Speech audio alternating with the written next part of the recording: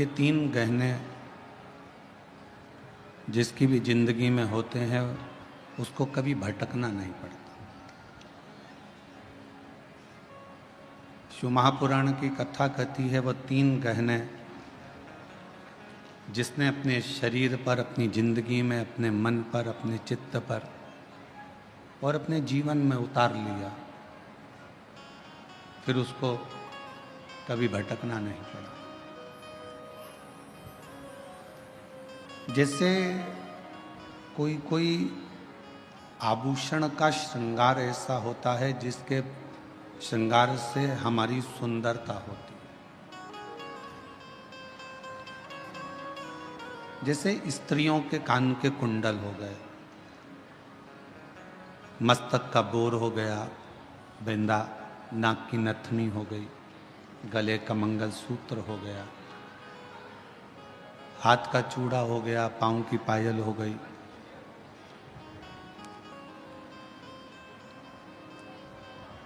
ये कुछ गहने ऐसे हैं जिन गहनों से सुंदरता नजर आती है।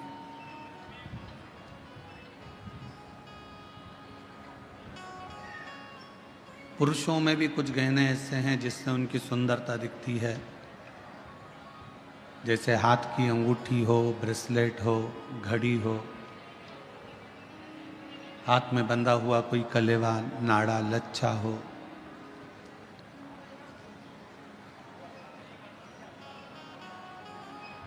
पुरुष के जीवन में भी बहुत से गहने हैं, पर शिव महापुराण की कथा कहती है कि जीवन हो, इन दोनों में सर्वश्रेष्ठ गहना उसकी वाणी का होता है। अगर वाणी ठीक नहीं है तो किसी गहने का कोई मोल ही नहीं, कोई महत्व।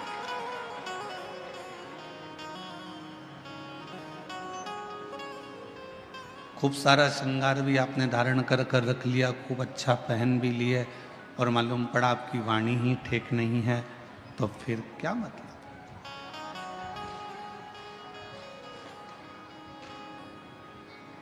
अगर वाणी तुम्हारी ठीक है, तुम्हारी वाणी अगर श्रेष्ठ है, तो फिर आप कोई गहना पहनो चाहे ना पहनो, तुम्हें जीवन भर लोग सुंदर ही कहेंगे और सुंदर ही दिखेंगे।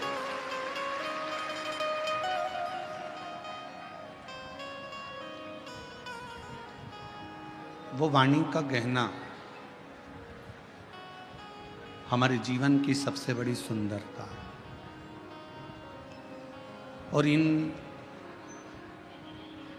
सभी सुंदरता में एक तीन गहने भगवान शंकर ने माता पार्वती जी को बताए हैं।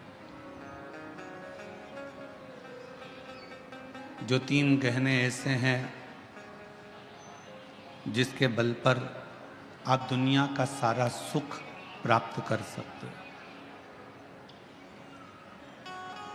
आज लाखों की भीड़ है, लाखों शिव भक्त यहाँ आए हैं, पंडालों में जगह नहीं है, हम जानते हैं। पानी गिरने के कारण बस आसपास का क्षेत्र भी कीचड़ है, गीला है, फिर भी आप लोग अपना आसन लगा लगा कर बैठे हो और भगवान शिव की पवित्र कथा का लाभ ले रहे हो। ये शिव की ही उदारता है, शंकर की ही करुणा। शिव जी ने पार्वती जी को तीन गहने बताए कि जिस मनुष्य के पास में जो तीन गहने होंगे वो मानव अपनी मंजिल तक पहुंचेगा और सारा सुख प्राप्त कर लेगा। और जिस जिस मनुष्य को अपने जीवन में ये तीन गहने मिल जाएं, समझ लेना कि आपको फिर कहीं जाने की जरूरत नहीं है। आप अपनी मंजिल तक पहुंच जाओगे और आपको सर्व सुख प्राप्त हो जाएगा। कौन कौन से तीन गहने हैं?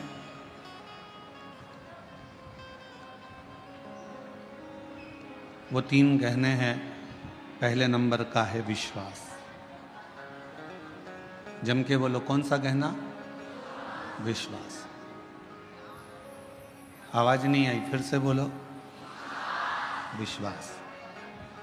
शिव जी ने पार्वती जी को 3 गहने बताए, उसमें से पहले नंबर का गहना है विश्वास। और वो विश्वास किस पर होना चाहिए? एक विश्वास होना चाहिए अपने आप पर कि मैं जो करूँगा वो अच्छा ही करूँगा, और मुझे उम्मीद है कि मैं एक ना एक दिन अच्छा कर कर रहूँगा, ये विश्वास।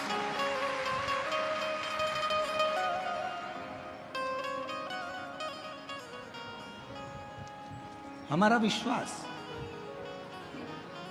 हमारा भरोसा, हमारी दृढ़ता, और ये विश्वास खुद पर भी हो और मेरे शिव पर भी हो। ये विश्वास स्वयं पर भी होना चाहिए और देवाधिदेव महादेव पर भी होना चाहिए।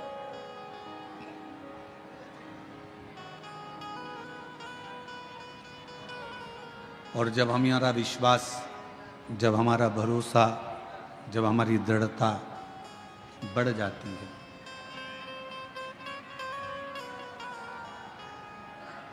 जब हमारा विश्वास, हमारी दृढ़ता बढ़ जाती है, तब निश्चित है कि हम जो नहीं भी कर सकते हैं वो शिव जी की कृपा से कर दिखाते हैं और मंजिल तक पहुंच जाते हैं।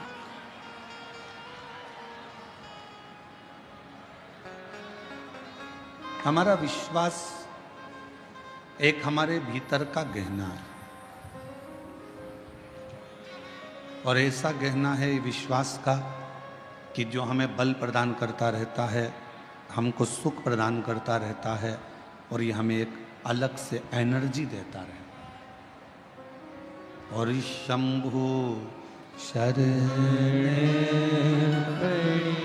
मांगू घड़ी रे घड़ी, दुख काटो दया करी निदर्शन आपो। ओ शंभु शरण पड़े मांगो घड़ी रे घड़ी, दुख काटो दया करी निदर्शन आपो। 3 गहनों में पहले नंबर का गहना विश्वास का है। अब शिव जी ने पार्वती से कहा दूसरे नंबर का गहना जो मनुष्य के पास होना चाहिए वो है उसकी मेहनत का गहना। दूसरा गहना है उसकी मेहनत का, उसका परिश्रम, उसकी मेहनत।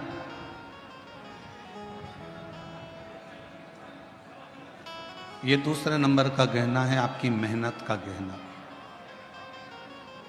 यदि आप थोड़ी सी भी मेहनत कर रहे हो, थोड़ा सा भी परिश्रम अपनी जिंदगी में कर रहे हो, तो ये निश्चित है कि आप अपनी मंजिल तक भी पहुंचोगे और आपको आपका लक्ष्य भी प्राप्त हो।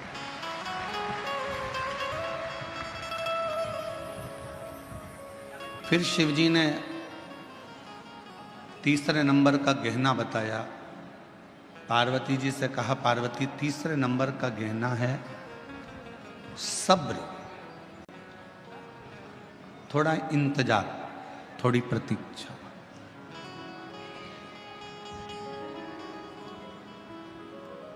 ये तीसरे नंबर का गहना है आपका सब्र। पहले नंबर पर है, जम के बोलो, विश्वास।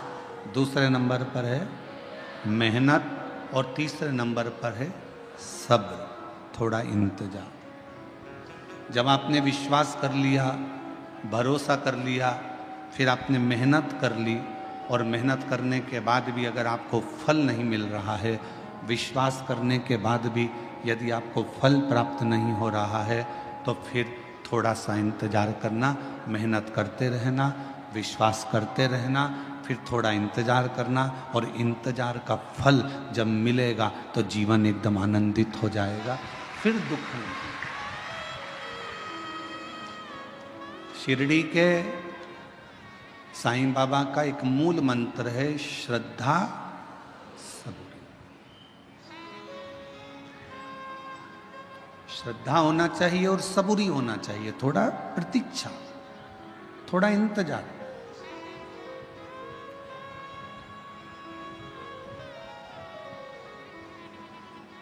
आपने इंतजार ही नहीं करा तो फिर जीवन का कोई आनंद ही नहीं है। जो सुख प्रतीक्षा में है वो सुख मिलने में नहीं है। बोलो सही है कि गलत है? जो सुख प्रतीक्षा में है, इंतजार में, वो मिलने में नहीं है। कैसे? प्रैक्टिकल करना। तुम्हारे घर में टीवी नहीं थी, या 4 व्हीलर गाड़ी नहीं थी, 2 व्हीलर गाड़ी नहीं थी, या फ्रिज नहीं था, वॉशिंग मशीन नहीं थी, या तुम्हारे घर में कोई जो तुम्हें ज़रूरत है वो चीज़ नहीं थी, तुमने उसकी प्रतीक्षा करी, इंतज़ार करा। टीवी आएगी, दशहरे पे आएगी, दिवाली पर आएगी, सोफ़ा सेट आएगा, या फिर 4 व्हीलर गाड़ी आएगी, 2 व्हीलर गाड़ी आएगी। इंतज़ार करते रहे, इंतज़ार करते रहे, बहू आएगी, बहू आएगी, बहू आएगी, इंतज़ार करते रहे। और फिर जब प्रतीक्षा पूरी हो गई, बेटे की शादी हो गई, बहू आ गई, या गाड़ी आ गई, या सोफा सेट आ गया, या टीवी आ गई, इसके बाद उसके बाद का फिर समय तुम जानो, क्योंकि अभी हमारी बहू नहीं आई। उसके बाद का तुम जानो।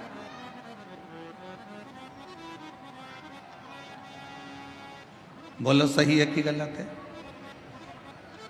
प्रतीक्षा थी, थोड़ी इंतजार था, थोड़ा सब्र था, तो थोड़ा आनंद था। प्रतीक्षा में जो सुख है वो सुख मिलने में नहीं। वो एक लाइन आप लोग स्मरण में फिर से लें। तुझसे मिलने के लिए तेरी कसम, तुझसे मिलने के लिए तेरी कसम, एक मुलाकात जरूरी है सनम, एक मुलाकात जरूरी है सनम। प्रतीक्षा कर, इंतजार। और जो सुख इंतजार में है वो मिलने में नहीं है।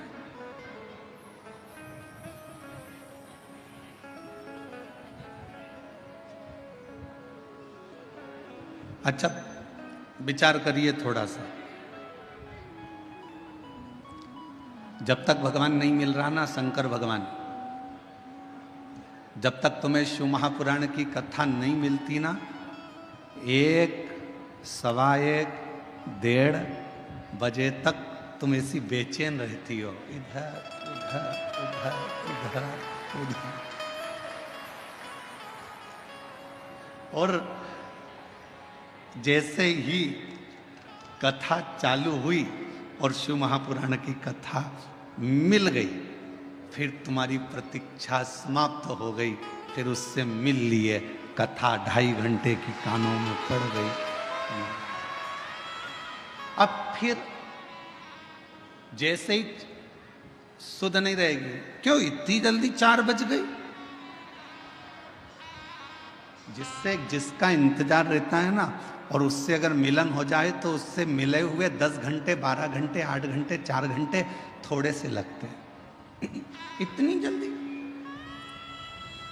फिर 4 बजते से ही अपनी अपनी दरी संभाली, बेग पीछे करा,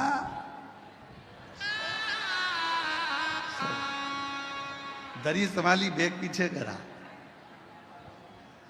मैं संचेती परिवार में विशाल जी की मम्मी जी से कहूँगा आपसे, एक बार रात्रि के समय पर यहाँ आकर दर्शन जरूर करना। ऐसा योग कभी दूसरी बार बीजापुर में नहीं बनने वाला जो दर्शन का योग है। आप आइए। आप शिव जी की परम भक्त हैं, विशाल जी की माता जी शंकर जी की परम भक्त हैं। कई सालों से सोमवार का व्रत चाहे कुछ भी हो गया, जिंदगी भर नहीं छोड़ा है। सोमवार का व्रत आज तक कर रहे हैं शिव भक्त। तो मैं निवेदन करूंगा ऐसे शिव भक्तों का रात्रि को आकर एक बार जरूर दर्शन करें, बड़ा सुख मिलेगा आपको। 4 बजते से ही बैग पीछे खसकाया। और इतनी ऐश और आराम की जिंदगी की, कोई बजू वाला जा रहा हो ना कहीं तो जाता है तो मेरी बोतल ले जा, पानी भर लाना।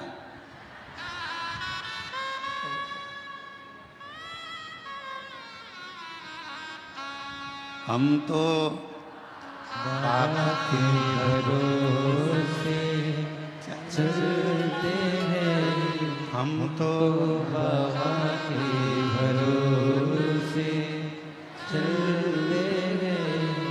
ये दुनिया वाले जलते हैं, ये दुनिया वाले जलते हैं।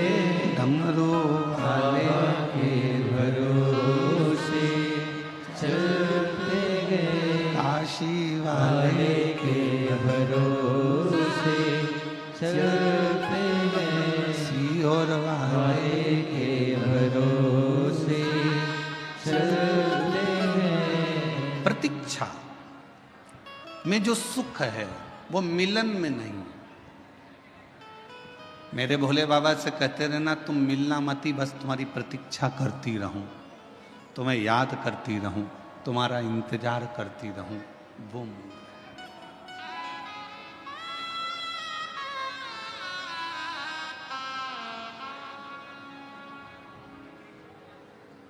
तुम्हारा इंतजार मूल है। मिलने के बाद इतनी फिर आनंदता नहीं रहती है, प्रतीक्षा में आनंदता रहती है। प्रतीक्षा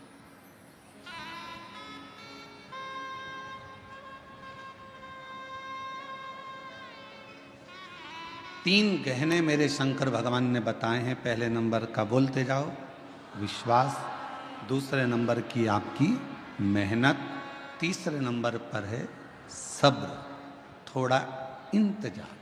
और स्टेशन पर पहुंचते से ही अगर तुम जैसे ही पहुंचे और वैसे ही धड़धड़ाती हुई ट्रेन तुम्हारे सामने आ जाएगी तो तुम्हें घबराहट हो जाएगी। थोड़ा सा पहुंच गए स्टेशन पर और फिर तुम्हारी ट्रेन 5-10 मिनट इंतजार के बाद अगर आएगी ना तो तुम्हें सुकून मिलेगा कि हाँ अब आ रही है, मैं पहुंच गई हूँ, अब मेरे ट्रेन आएगी, मैं बैठूंगी और अपनी मंजिल तक पहुंच जाऊंगी। इंतजार बहुत जरूरी है और बिना इंतजार के कोई सुख का अनुभव भी नहीं है। एक महिला ने अपने पत्र में लिखा, गुरुजी मुझे 24 साल तक औलाद नहीं हुई। कितने साल? 24। और 24 साल तक जब मुझे औलाद नहीं हुई तो मैं हिम्मत 5 साल के बाद में मैंने हिम्मत हार दी थी कि मेरे घर में औलाद नहीं होगी। फिर भी मेरे घर के लोगों ने मेरा इलाज करवाया, हम दोनों का इलाज चला। 8 साल 10 साल इलाज में निकाल दिए। 10 साल के बाद भी औलाद नहीं हुई, तब पूर्ण तरह से डॉक्टरों ने कह दिया कि तुम कभी माँ नहीं बन सकती और तुम कभी पिता नहीं बन सकते। 10 साल के इलाज के बाद हमने आस छोड़ दी कि हमको बच्चा हो। 15 साल निकल गए, 18 साल निकल गए, शादी के 20 साल निकल गए, 22 साल निकल गए और 22 साल निकलने के बाद 23 साल जब आया, 23वें साल में हमारे घर के पास में एक किराएदारनी आई और उस किराएदारनी ने कहा कि एक सीहोर वाला महाराज कथा कहता है, आस्था चैनल पर आती है, भाभी आपको औलाद नहीं है, कितने साल हो गए? तो कहा मुझे 23 साल हो गए, औलाद 24वां लग गया, औलाद। तुम एक काम करो कि टीवी के सामने अपना आसन बिछाओ और दोनों पति पत्नी टीवी पर कथा सुनो।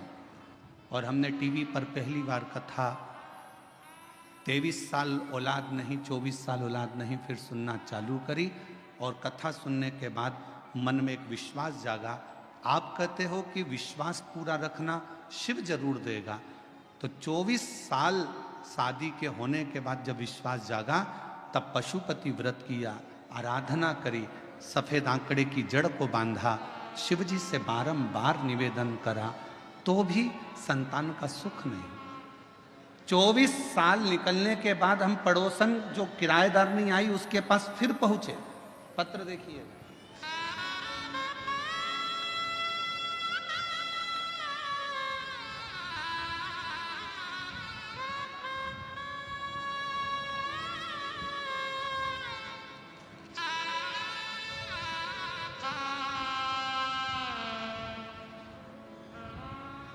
मेरा नाम सोसीमा राजेंद्र पाटिल, गांव सिऊर, तहसील बेजापुर, जिला छत्रपति संभाजी नगर।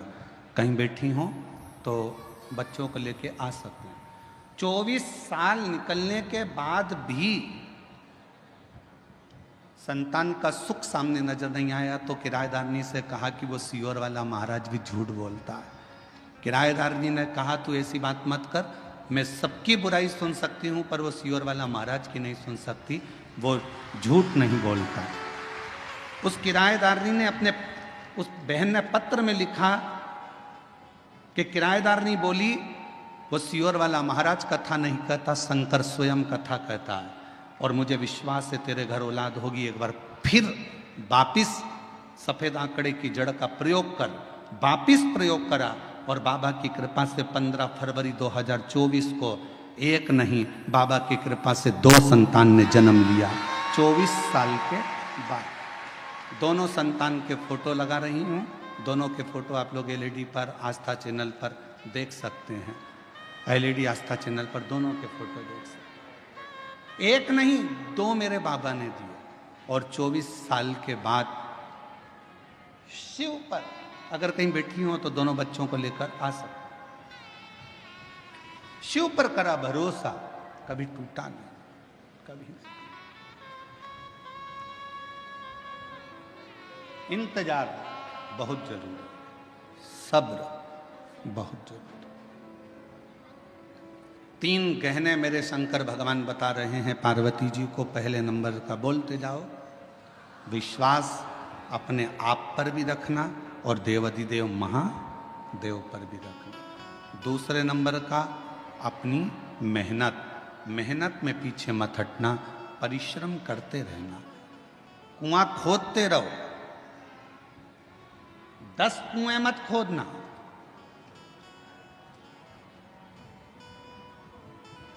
एक गुरुजी ने 2 चेलों से कहा जाओ मेरे लिए पानी लेकर आओ। दोनों चेले गए। एक चेले ने यहाँ पर कुआं खोदा, पानी नहीं निकला, वहाँ पर कुआं खोदा, पानी नहीं निकला, वहाँ पर कुआं खोदा, पानी नहीं निकला। एक चेला एक ही जगह पर कुआं खोदता रहा, खोदता रहा, खोदता रहा, खोदता रहा, आखिरी में वो पानी वहाँ मिल गया। 15 फीट इधर खोदा, 25 फीट उधर खोदा, 50 फीट उधर खोदा।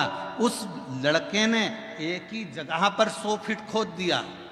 वो 15 और 20 और 50 फीट खोदता रहा और इसने पूरा गहराई तक खोद दिया तो पानी मिल गया। एक ही को भजते रहो, शिव को इतना भजना, इतना विश्वास करना, इतनी मेहनत करना कि मेरा शंकर भगवान।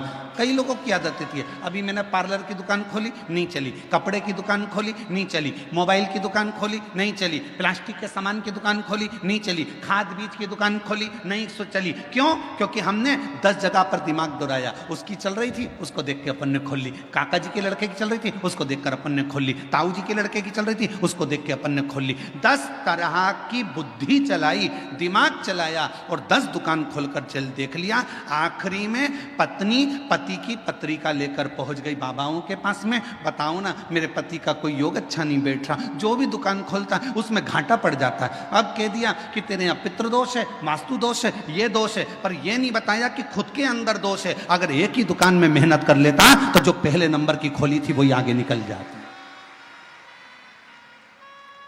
हम अपने भीतर का दोष तो देख नहीं रहे, अपनी मेहनत को तो हम देख नहीं रहे।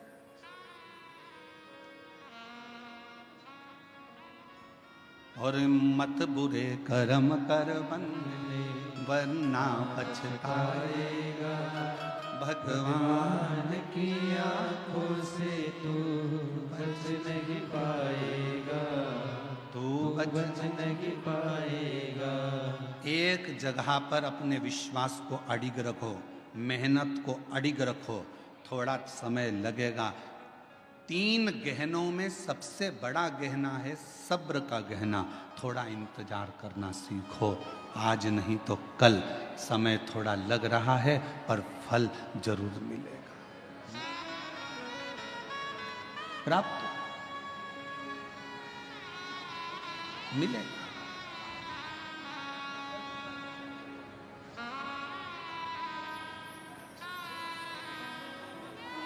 थोड़ा सा इंतजार करो, थोड़ा सा। और शंभु शरणे पड़े मांगू घड़ी रे घड़ी, दुख काटो दया करी दर्शन आपको। समय लग सकता है। एक बहन ने एक और पत्र लिखा था।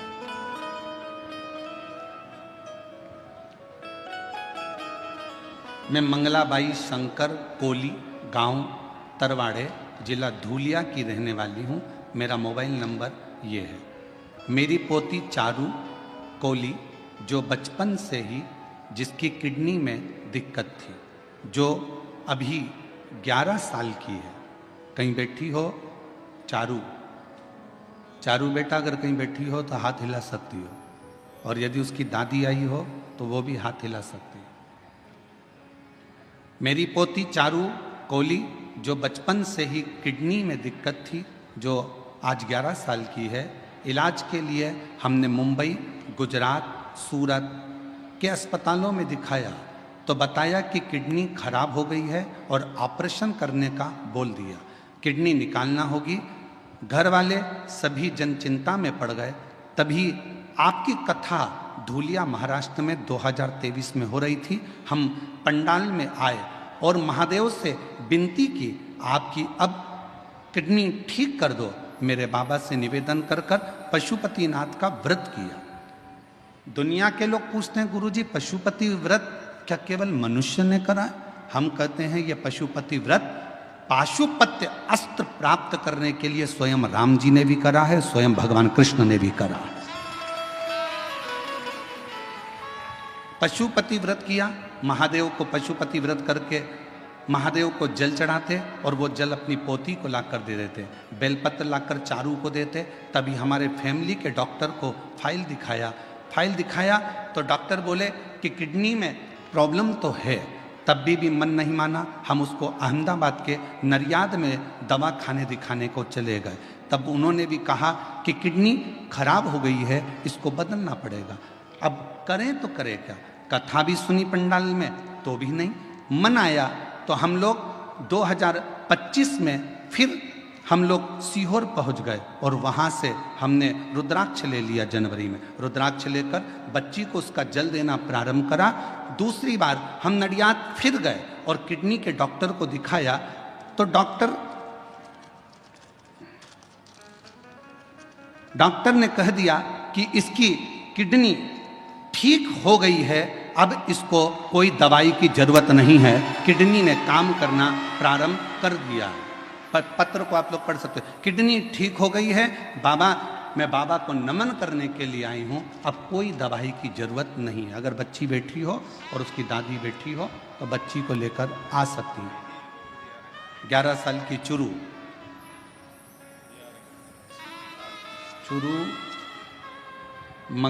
मंगलाबाई शंकर कोली, गांव तरवाड़े, जिला धूलिया की रहने वाली।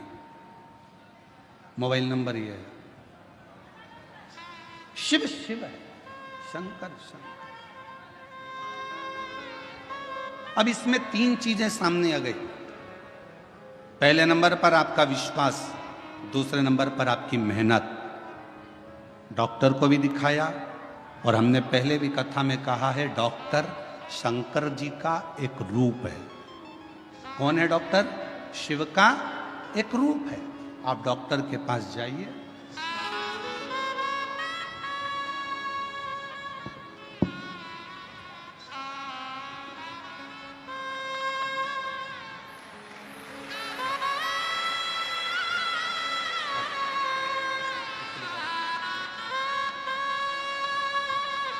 बैठो बैठो बैठो। शंभु शंभु शंभु शंभु शंभु नमन करो बाबा।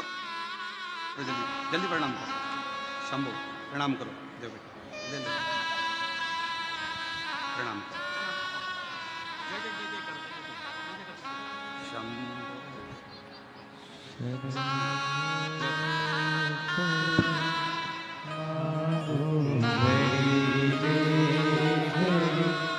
दुख काटो। 24 साल के बाद बच्चे हुए हैं, जोरदार ताली बजाकर स्वागत करिए।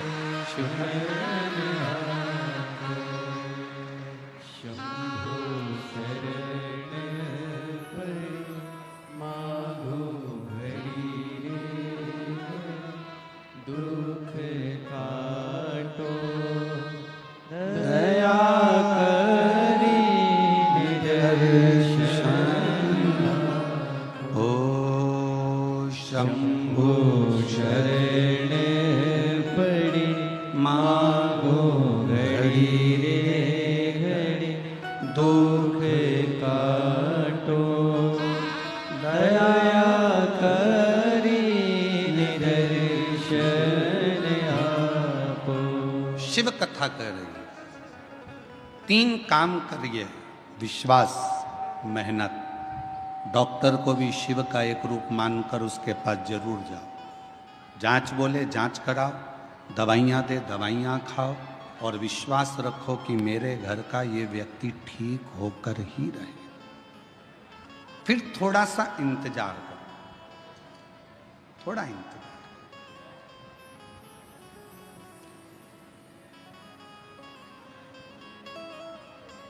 गलत जगह पर मत चले जाना। जब व्यक्ति दुखी होता है, तकलीफ में आता है, कष्ट में आता है, तो फिर वो 2-4 जगह दूसरी जगह भी जाता फिरता है। फिर कोई ने कह दिया ऐसा कर लो, फिर कोई ने कह दिया वैसा। ना ना ना, सारी समस्या का हल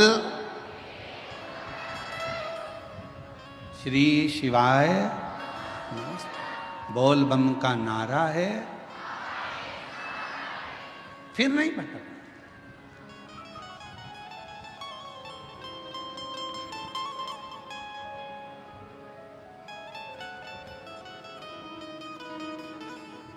हम इंतजार नहीं कर पाते।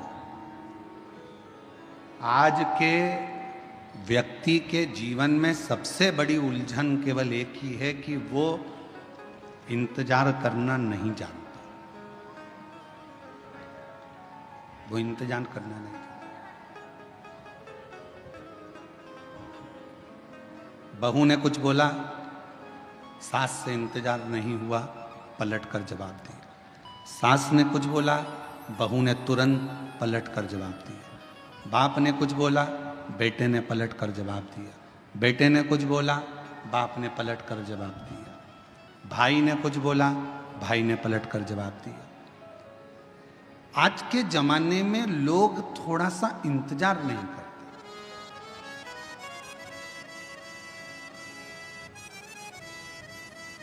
भगवान ने कितनी बड़ी कृपा करी है, आपको सर भी दिया है तो सर में दिमाग भी दिया। अरे बोलो तो जम के, दिया कि नहीं दिया? अगर ये सिर भगवान ने दिया है तो साथ में तुमको दिमाग भी दिया। नहीं तो सिर तो एक माचिस की तीली का भी होता है। देखिए माचिस की तीली, बोलो बोलो जम के बोलो। देखिए माचिस की तीली, माचिस की तीली को देखना, उसमें भी सिर होता है। पर माचिस की तीली में दिमाग होता है क्या? नहीं। माचिस की तीली में सिर होगा पर दिमाग नहीं होगा। माचिस की तीली में केवल सिर है, केवल सिर। इसलिए माचिस की तीली थोड़े से ही घिसने से, थोड़े से ही घर्षण से, थोड़े से ही घिसने से माचिस की तीली तुरंत जल जाती है, क्योंकि उसमें दिमाग नहीं है।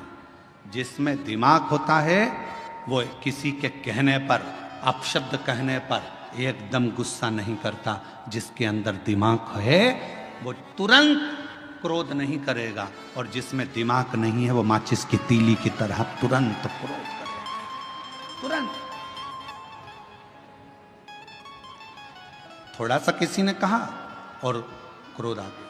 थोड़ा सा किसी ने बोला और गुस्सा आ गया। समझ लो कोई तुम्हें घिस रहा है, माचिस की तीली हो तुम, तुम्हारे में अंदर केवल सिर तो है तुम्हारा पर दिमाग नहीं है। किसी ने तुम्हें घिसा, आप शब्द बोला, ताने दिए, आड़ा टेढ़ा बोला, माचिस की तीली तो बारिश में गीली भी हो जाती तो उसको 2-4 बार तो घिसना ही पड़ता है। तो किसी ने तुम्हें घिसा, किसी ने ताना दिया, गाली दी, अपशब्द कहा, बुराई करी, तुम्हें घिसता गया और तुम्हें एकदम गुस्सा आ गया। समझ लेना कि तुम मनुष्य नहीं हो, तुम केवल एक माचिस की तीली हो। मनुष्य होते तो किसी के घिसने पर तुम्हें क्रोध नहीं आता, तुम्हें अपशब्द नहीं निकलते, तुम्हें गाली नहीं देते, तुम आड़ा टेढ़ा नहीं बोलते, क्योंकि तुम माचिस की तीली नहीं, तुम मानव की देह लेकर पैदा हो, मनुष्य की देह, मानव हो तुम। कोई बोल भी दिया आड़ा टेढ़ा, कोई कह भी दिया अपशब्द, कोई बोल भी दिया, ताने भी दे दिया, किसी ने आड़ा टेढ़ा भी कह दिया, अपशब्द भी कह दिया, कोई बात नहीं। समय का थोड़ा सा इंतजार करो, थोड़ा सा।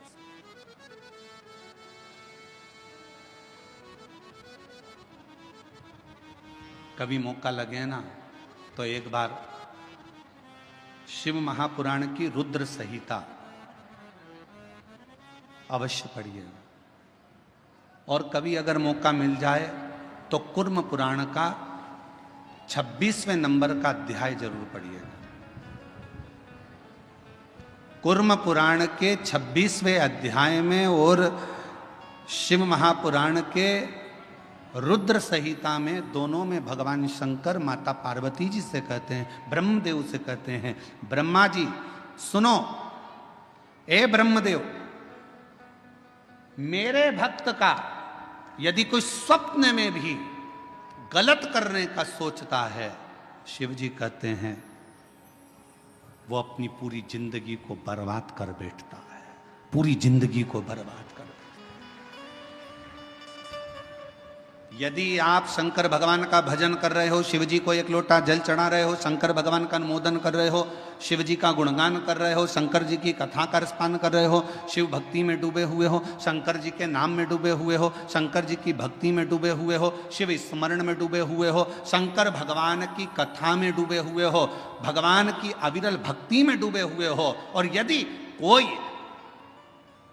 तुम्हारा बुरा कर रहा है, तुम्हारे लिए बुरा लिख रहा है, तुम्हारे लिए बुरा बोल रहा है, तुम्हारे लिए बुरा करने की तैयारी में है, समझ लेना उसके घर का व्यक्ति कोई ना कोई घर में या तो बीमार पड़ा रहेगा, या उसके घर में धीरे धीरे तकलीफें बढ़ती चली जाएगी, और उसको मरते दम तक धीरे धीरे केवल भुगतना ही पड़ेगा, वो सुखी नहीं रह सकता।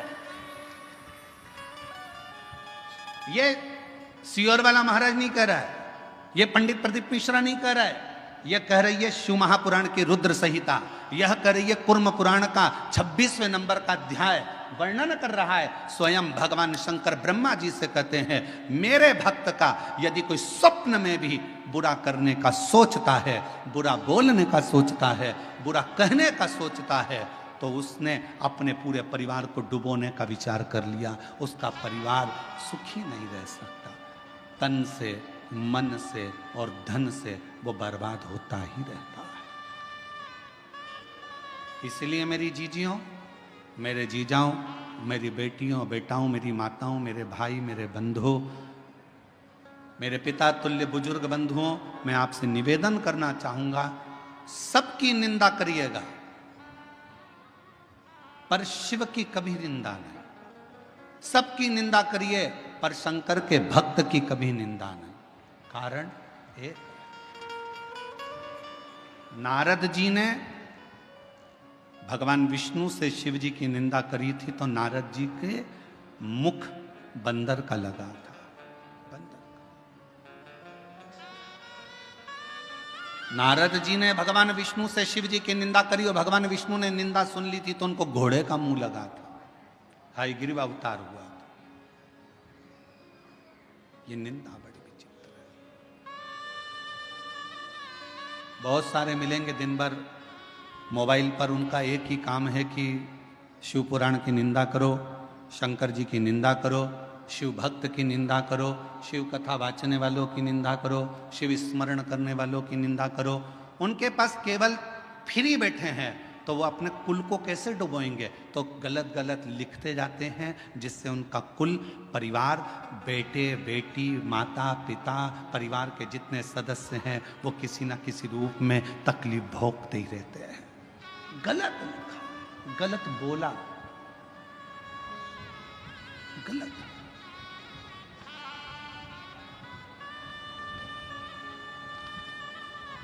अच्छा, एक बात पूछें आपसे, सब उत्तर देना। कोई व्यक्ति की लड़ाई हो गई किसी व्यक्ति से और तुम पास में खड़े थे और खड़े होकर तुमने केवल इतना सा कहा, दे 2-4 और दे, बोलो केस बनेगा कि नहीं बनेगा तुम पर? अरे जम के तो बोलो, बनेगा ना। क्यों बनेगा? तूने प्रोत्साहन दिया, तुझे बोलना था बंद कर, पर तूने कहा दे और दे, 2-4 और दे।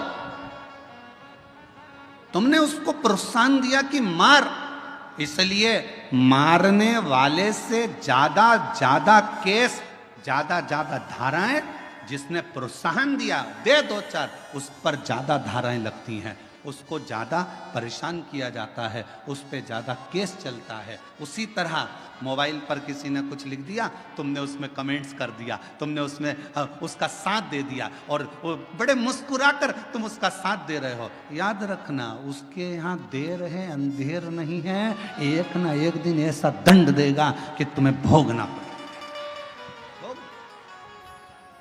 कोई गलत लिख रहा है, डिलीट हो जाओ, ब्लैक लिस्ट में डालो, खत्म।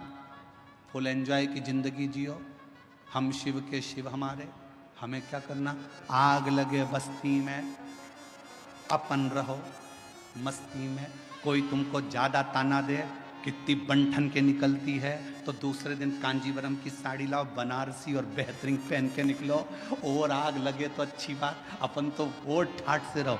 कई लोगों की आदत होती है, किसी को कोई कमेंट्स कर देता है तो वो बिल्कुल हल्की साड़ी पहने, हल्के तरीके से रहे बेचारा, कि भैया आप कमजोर रहे, लोग ताने दे रहे हैं, लोग अपशब्द कर रहे हैं। आग लगे बस्ती में अपन रहो मस्ती में, ताना देने वाला देता रहेगा।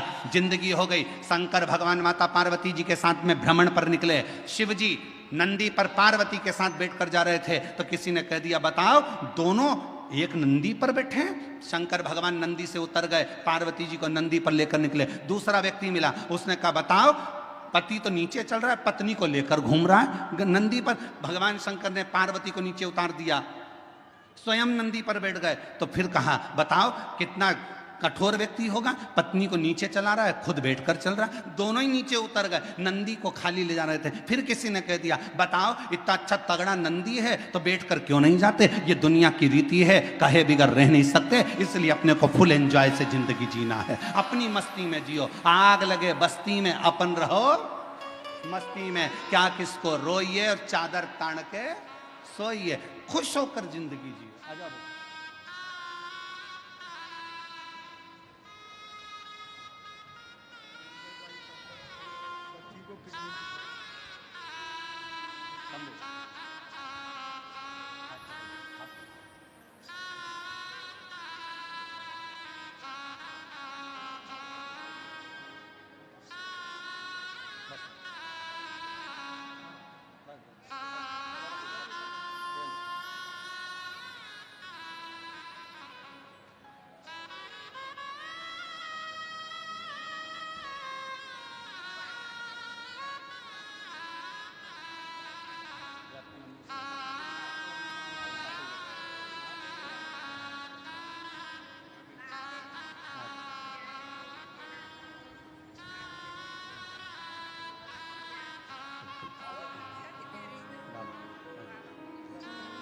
यही बच्ची है जिसकी किडनी बचपन से ही बेकार थी। डॉक्टर ने किडनी बदलने का कह दिया था, ऑपरेशन का। और नासिक की कथा को श्रवण करने के बाद बाबा पर भरोसा कर कर शिव पर आश्रित हुई और शिव जी की कृपा से डॉक्टर ने कह दिया, किडनी ने काम करना चालू कर दिया, दवाई गोली बंद हुई और बाबा की कृपा से स्वस्थ हुई। एक बार जोरदार ताली बजा साथ। शंभु शरणे पड़े मांगूं घड़ी रे घड़ी दुख काटो दया करी दर्शन आपो। ओ शंभो शरण पड़ी मांगूं घड़ी रे घड़ी दुख काटो दया करी दर्शन आपो। भगवान शिव की कथा कर रही है, थोड़ा इंतजार रखिए, थोड़ा सब्र कह दो, बोल नहीं। और फिर निवेदन करूं इस बैजापुर की बेलपत्र शिव महापुराण की कथा से, 33 कोटि देवताओं में और देवियों में सबसे ज्यादा यदि किसी को सुनने को मिला है तो मां पार्वती और देवाधिदेव महादेव को सुनने को मिला है।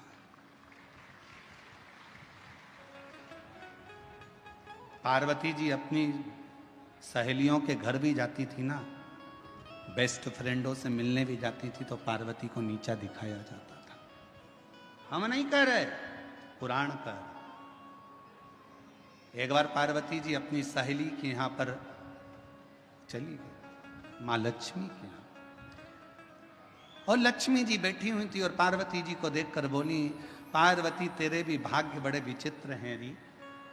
पति भी मिला तो अड़भंगा मिला, नग्न वेशधारी, जटाजूड़ बांधने वाला, भस्म रमाने वाला। मेरा घर देख, मेरे पति को देख, मेरे घर में सोने के सिंहासन, सोने के पर्णकोटे, बैकुंठ देख, सोने की दीवारें, सोने के कलश, सोने के द्वारे, सोने के फाटक, सोने की खिड़की, सब सोने का बना है। और पार्वती जी बोली, मुझे सोने से मतलब क्या है, मेरा तो जो पति है वो ही गोल्ड है, तो मुझे करना क्या है? जब मेरा पति ही गोल्ड है तो मुझे करना क्या इस गोल्ड? क्या करूं?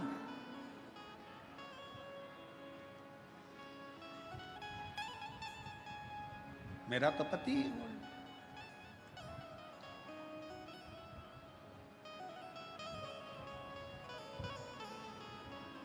वो कहते हैं भोलेनाथ ब्यूटी फूल।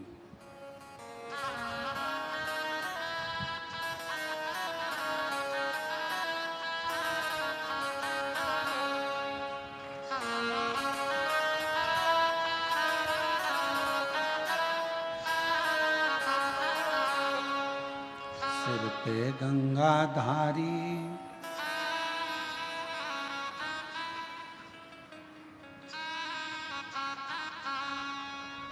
क्या बोलते सेले, मस्तक पे गंगा सिर पे लेवे, कल्याण उनका कर दे भोलेनाथ ब्यूटी। गंगा सिर पर ले ले, कल्याण वो कर दे भोलेनाथ ब्यूटीफुल। मेरा पति तो खुद गोल्ड है, ये गोल्ड की नगरी का मैं करूंगी क्या?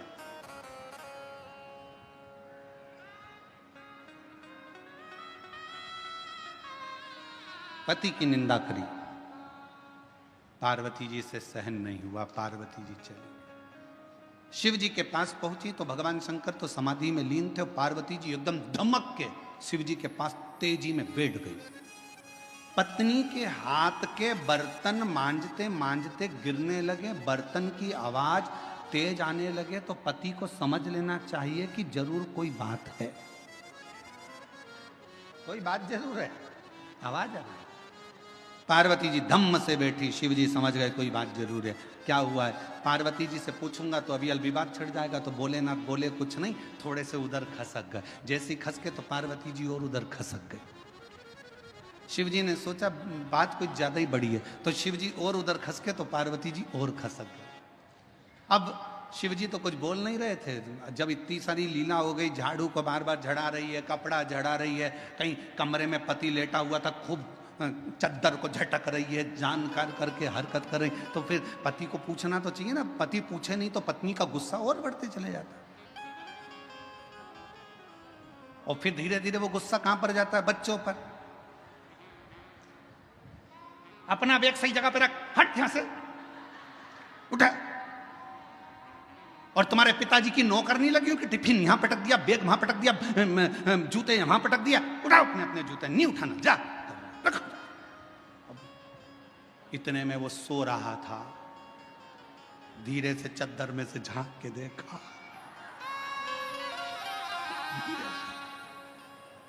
और उसके स्मरण में आया, अम्बे तू है जगदम्बे, जय वो बेजापुर वाली, हम सब उतारे तेरी। उसके समझ में आ गया आज जरूर कोई बात है, इसके मन में कोई प्रश्न है और बहुत जोरदार। तो पार्वती जी से शिव जी ने पूछा नहीं, पार्वती जी नजदीक में आई, तब शंकर भगवान ने देखा कि ज्यादा बात बढ़े उससे अच्छा पूछ लेता हूँ। शिव जी ने पूछा, पार्वती क्या हुआ, तुम तो अपनी बेस्ट फ्रेंड के यहाँ गई थी और तुम तो कह रही थी मेरी फ्रेंड बड़ी अच्छी, मेरी फ्रेंड बड़ी अच्छी, क्या हुआ? पार्वती जी बोली, मेरे को एक सोने का महल बनवा दो नाथ। शिव जी मन में सोचे, मेरे को पहले ही मालूम था, ये मुझे मालूम, क्या करेगी महल का, उसमें रहूंगी। अच्छा, शिव जी ने कहा ठीक है कोई बात नहीं, तेरे मन की बात है, अभी बनवा देता हूं। विश्वकर्मा जी को बुलाया। पार्वती जी बोली, अब विश्वकर्मा जी आ गए ना, अब मैं समझ लूंगी। बस पति एक बार पत्नी को सुनार की दुकान पर ले जाए, फिर बेचारा पति कुछ नहीं बोल पाता, जो बोलती है पत्नी बोलती है। वो बेचारा कुर्सी पर बैठा रहता है। सुनार भी ऐसा होता है, चाय मंगवाएगा, साहब को चाय पिलाओ, क्योंकि पैसा वो ही देगा,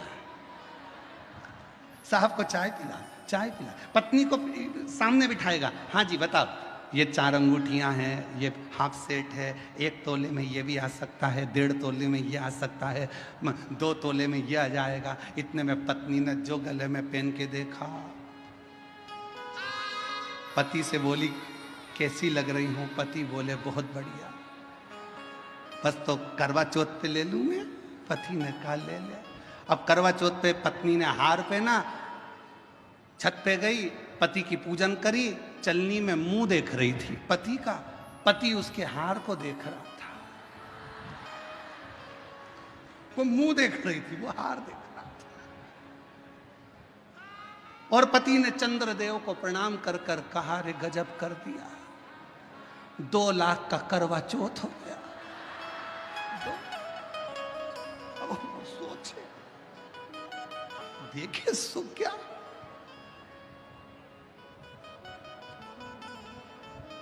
और जैसे ही पत्नी ने सिर पे पल्लू लेके फिर पति के, अरे बोलो तो, पति के,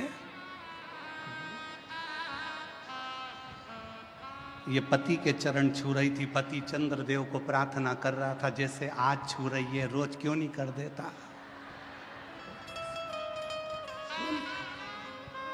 ऐसी कृपा। अब शिव जी ने कहा, मैं बुलवा देता हूं, लाओ। विश्वकर्मा जी को बोला, विश्वकर्मा जी आओ जरा। जैसे विश्वकर्मा जी आए, कह दिया पार्वती जी ने, अब मैं बता देती हूँ कैसा। और बनवा दे रे भोला सोने की एक नगरिया, बनवा दे रे भोला सोने की एक, सोने के पर्ण कोटे जिसमें सोने की अटरिया, सोने के पर्ण कोटे जिसमें सोने की अटरिया, बनवा दे। हमारे बीच में माननीय रेल मंत्री जी के अंदर से श्री राव साहब जी पधारे हैं। एक बार जोरदार ताली बजाकर स्वागत वंदन। जोरदार ताली बजाकर स्वागत करें माननीय रेल मंत्री जी का, जो हमारे बीच में पधारे हैं।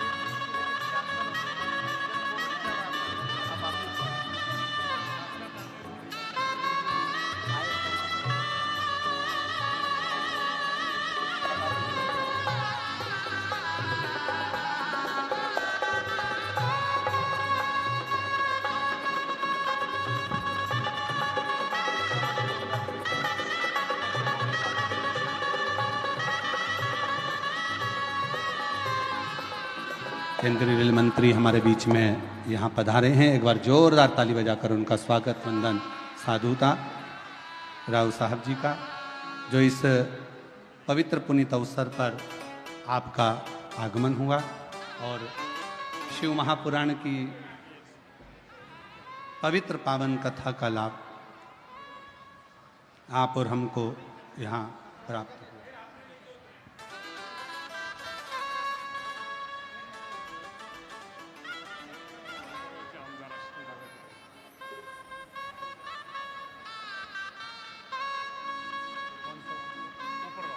कोपर गांव के आमदार जी हमारे बीच में पधारे हैं। एक बार जोरदार ताली बजाकर स्वागत।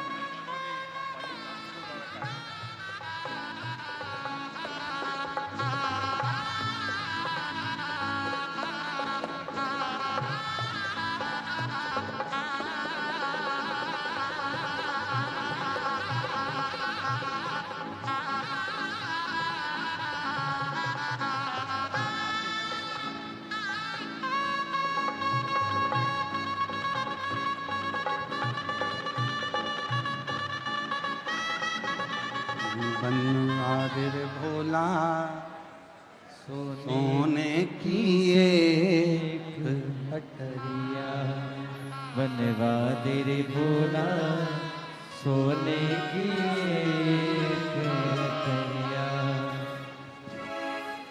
सोने की एक अटरिया,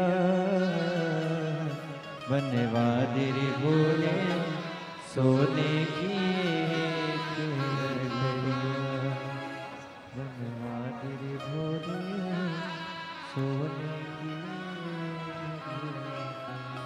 एक बार माननीय रेल मंत्री जी के लिए और संतन महोदय के लिए जोरदार ताली बजाकर स्वागत वंदन अभिनंदन। आप इस पवित्र पावन अवसर पर शिव महापुराण की कथा के इस पवित्र अवसर पर पधारे, उसके लिए साधुता शिव कृपा। बनवादिर भोला सोने की एक नगरिया, बनवादिर भोला सोने की एक नगरिया, सोने की एक नगरिया, सोने की एक नगरिया, बनवादिर भोला सोने की एक नगरिया, बनवादिर भोले सोने की एक नगरिया, सोने के पर्णकोट सुहावे सोने की हो कुटिया, सोने के पर्णकोट सुहावे सोने की झोपड़िया, सोने के पर्णकोट सुहावे सोने की हो कुटिया, सोने के पर्णकोट सुहावे सोने की हो कुटिया, बनवादिर भोला सोने की एक नगरिया, बनवादिर भोले सोने की एक नगरिया। शिव जी से प्रार्थना करी, विश्वकर्मा जी का आगमन हुआ और विश्वकर्मा बाबा ने पार्वती जी जैसा जैसा बोली, भगवान विश्वकर्मा जी ने वैसी वैसी नगरी बसा दी। अब नगरी तो बस गई, उद्घाटन की बारी आ गई। सबको निमंत्रण भेजे तो पार्वती जी ने सबसे पहला निमंत्रण भगवान विष्णु के यहां लक्ष्मी जी को भेजा। अपशब्द उन्हीं ने कहे थे, ताना उन्हीं ने दिया था, आड़ा टेढ़ा उन्हीं ने कहा था, अपशब्द उन्हीं ने कहे थे, इसलिए उनको वहां पर उनको पत्र भेजना जरूरी था।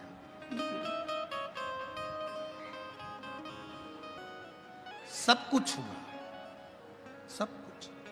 फिर आखिरी में मेरे देव अधिदेव महादेव ने निर्णय लिया, मेरे शंकर भगवान ने ये विचार किया कि कहीं शिवजी का ये विचार आया, शंकर भगवान ने ये विचार किया कि कहीं ये पार्वती जी के भीतर कहीं आई अभिमत्ता ना एकत्रित हो जाए। शिव जी को लगा कि पार्वती जी के भीतर कहीं थोड़ा सा अहम ना आ जाए। और यदि ये अहंकार आ गया तो फिर हमारी तप साधना तो बेकार हो गई।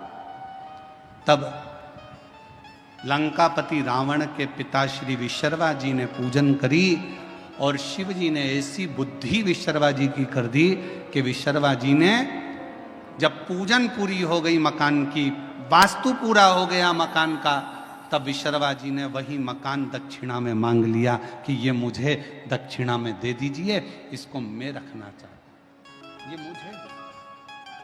पार्वती जी को क्रोध आ गया, विशर्वा जी तुमने मेरे मन के इस मकान को लिया है, ये लंका तुमने ली है, मैं तुम्हें श्राप देती हूं कि इस लंका में कोई दिया जलाने वाला ना बचे, एक दिन इसमें आग जरूर लगे, ये मेरी पसंद। शिव कथा कर रही है। 3 कहने मेरे भगवान शंकर ने कहे हैं। पहला विश्वास, दूसरी जम के बोलो मेहनत, और तीसरे नंबर पर है सब्र। ये जब 3 गहने हमारे पास में रहे तो जीवन का सुख अपने आप प्राप्त हो।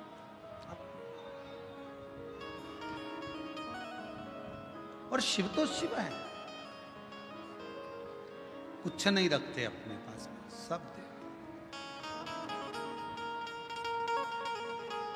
बस आप उसके नाम का स्मरण करते चलो, उसको पुकारते चलो, श्री शिवाय नमस्तुभ्यम कहते चलो।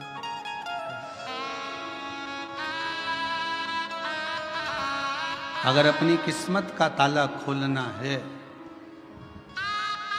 तो भगवान शिव का स्मरण करते।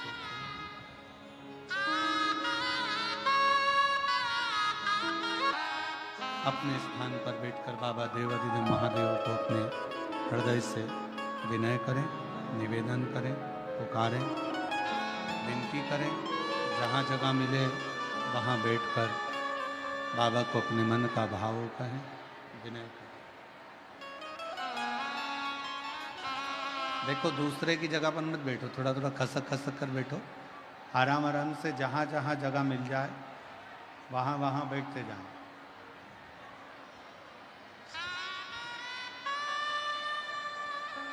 दोनों हाथ उठाकर एक बार प्रेम से हर हर भाव से सभी लोग कहेंगे, दिल से विनय करेंगे, निवेदन करेंगे, प्रार्थना।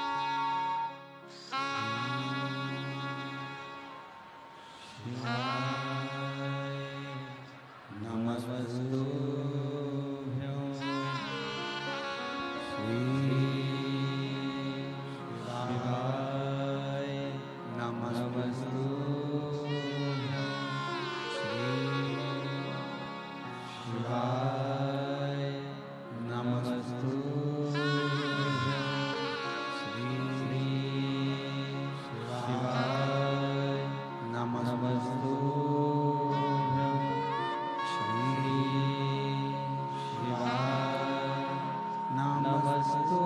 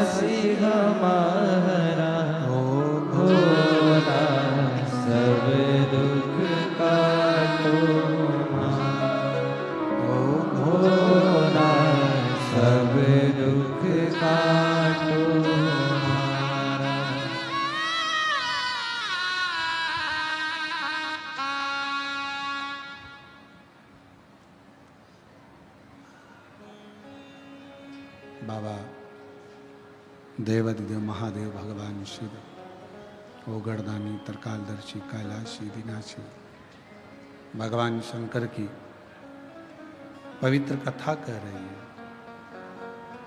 शिव महापुराण की कथा वर्णन कर रही है। पार्वती जी के भीतर कुछ थोड़ा सा भी अहम एकाग्रित ना हो जाए, इसलिए शिव जी ने अपनी सोने की नगरी लंकापति रावण के पिता को दे दी। कथा के दूसरे दिन एक बात कही थी कि दुनिया की सबसे बड़ी बीमारी है आपका अहंकार।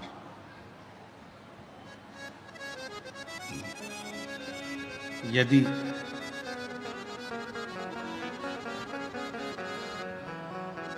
भीतर का थोड़ा सा भी अहंकार अगर समाप्त हो जाता है तो परमात्मा के मिलने में देरी नहीं होती। बेलपत्र शिव महापुराण की कथा यही कहती है। एक बड़ा सुंदर सा चरित्र शिव महापुराण के अंतर्गत आता है।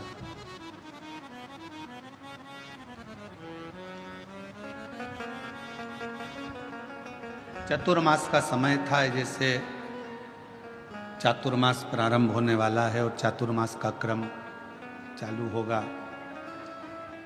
जो संत होते हैं, साधु होते हैं, तपस्वी होते हैं, साधक, उपासक, व्रती होते हैं, वो एक ही जगह पर अपने 4 महीना चातुर्मास का भजन, कीर्तन, स्मरण, जप, तप, साधना करते हैं। एक ही स्थान, वो कहीं जाते नहीं है।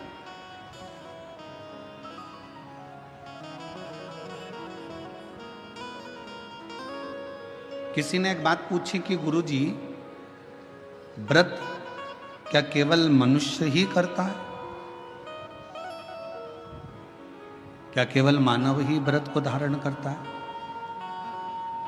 शिव महापुराण की कथा कहती है, भगवान शंकर का चरित्र कहता, शिव तत्व कहता है, भगवान शंकर की पवित्र कथा कहती है, शिव महापुराण कहती है कि शिव जी का एक नाम पशुपति नाथ है।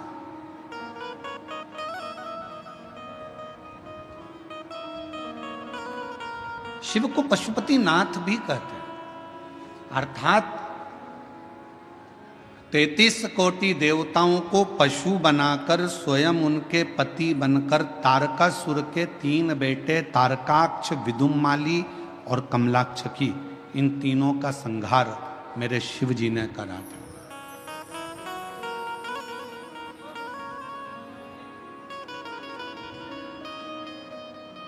एक बार माता पार्वती जी ने शिव जी से यह प्रश्न किया है। मां पार्वती जी ने भगवान शंकर से कहा कि व्रत का फल क्या केवल मनुष्य के ही खाते में, तपस्वियों के खाते में?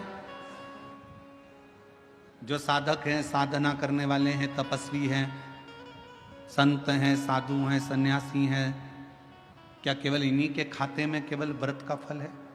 भगवान शंकर ने उत्तर दिया, नहीं पार्वती सुनो, 33 कोटि देवता में केवल एक, शिव जी कहते हैं केवल एक मुझे लोग पशुओं का देव भी कहते हैं, पशुपति नाथ भी कहते हैं। उसका फल मैं तुम्हें बता रहा हूं। पार्वती, शिवरात्रि, प्रदोष,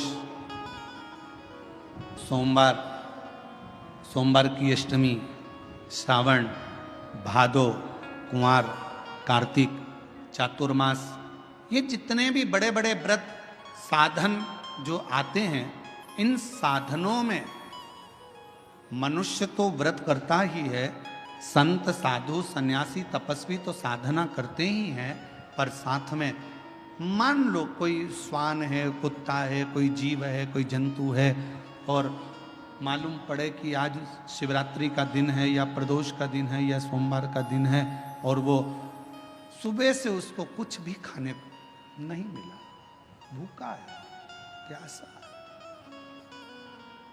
उसको कुछ मिल ही नहीं रहा, उसको कुछ प्राप्त ही नहीं हुआ। शिव जी कहते हैं पार्वती, मान लो अगर प्रदोष का दिन है और कोई पशु को अगर कुछ मिला नहीं है, अनायास, शिव तो अनायास कृपा करने वाले हैं। शिवरात्रि की कथा ये कहती है कि एक भील हिरण को मारने के लिए पेड़ पर चढ़ गया, बेलपत्र का पेड़ था, नीचे शंकर का शिवलिंग था, छाजल में जल था, रात भर पानी गिरता रहा, बेलपत्री का पेड़ हिलता रहा, उसमें से पत्ते नीचे गिरते रहे और प्रातः में शिवजी प्रकट होकर उस भील पर करुणा कर देते। ये तो शिव कथा तो अनायास कृपा करने वाली है, अचानक करुणा करने वाली है, अचानक दया करने वाली। कोई पशु है, कोई पक्षी है, कोई जलचर है, कोई थलचर है, कोई वायुचर है, कोई ऐसे जीव हैं जो तिथि पर मान लो भूखे हैं, प्यासे हैं, शिव कहते हैं पार्वती जितना मनुष्य को व्रत का फल प्राप्त होता है, शिव कहते हैं उससे 4 गुना ज्यादा फल मैं पशुओं और पक्षियों को भी प्रदान कर देता हूं, उससे 4 गुना ज्यादा।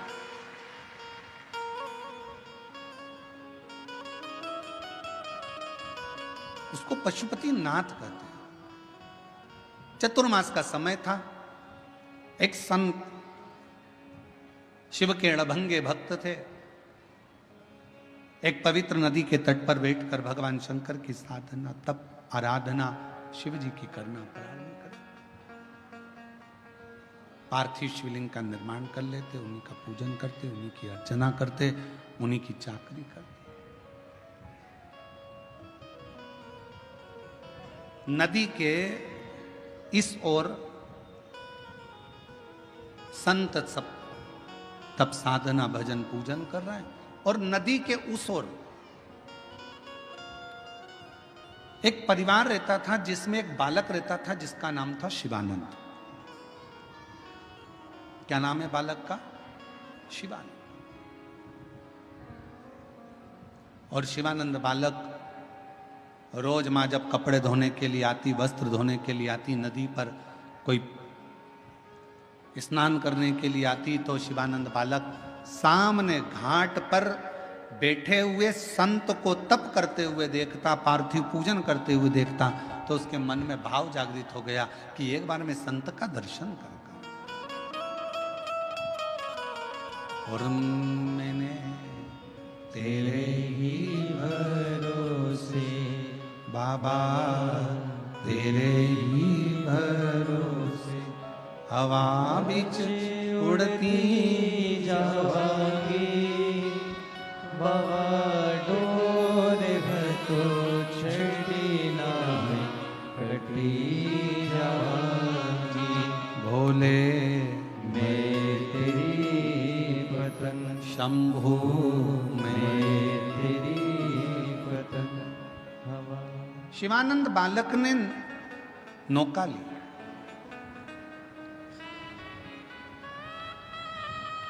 मैया को आज घाट पर ही छोड़ा और मैया को घाट पर छोड़कर शिवानंद बालक नाव को लेकर घाट के उस पार, शिवानंद बालक नाव लेकर घाट के उस पार पहुंच गए। संत बैठे थे, शिव की आराधना कर रहे थे, शंकर का तप कर रहे थे, साधना में लगे थे, शिव की भक्ति कर रहे थे। देखा बहुत देर तक बैठा रहा, थोड़ी देर बाद उसने संत के चरणों को प्रणाम किया, पूछा कौन हो बालक तुम, कहां से आए हो, कहां रहते हो? बालक ने कहा मैं नदी के उस पार रहता हूं और मेरा नाम शिवानंद है। आपको आराधना करते हुए देखकर मेरा मन करा कि एक बार मैं आपको प्रणाम कर नमन किया, चले गया। अब तो शिवानंद का रोज का नियम बन गया। शिवानंद अब रोज उधर जाता, उधर से फिर इधर आता, फिर उधर जाता, फिर इधर आता। एक दिन शिवानंद ने अपनी माता को प्रणाम कर कर कहा, माँ मेरा मन है, चातुर्मास का समय चल रहा है, 4 महीने चल रहे हैं, मेरा दिल करता है माँ कि मैं वो संत जो घाट के उस पार है ना, उसकी सेवा करना चाहता हूं, मैं संत की सेवा करना चाहता हूं। ठीक है, माँ ने आज्ञा कर दी। बेटा शिवानंद संत के पास चला गया। संत दिन रात अपनी मस्ती में शिव स्मरण में लगे रहते थे। श्री शिवाय नमस्तुभ्यं, श्री शिवाय नमस्तुभ्यं, श्री शिवाय नमस्तुभ्यं, श्री शिवाय नमस्तुभ्यं, श्री शिवाय नमस्तुभ्यं, श्री शिवाय नमस्तुभ्यं, श्री शिवाय नमस्तुभ्यं, श्री शिवाय नमस्तुभ्यं। संत बैठे, शिवानंद बालक भी भगवान शिव की आराधना में डूबा रहता, भक्ति में। एक दिन शिवानंद बालक बेलपत्र के कुछ पत्र लेकर आ गया।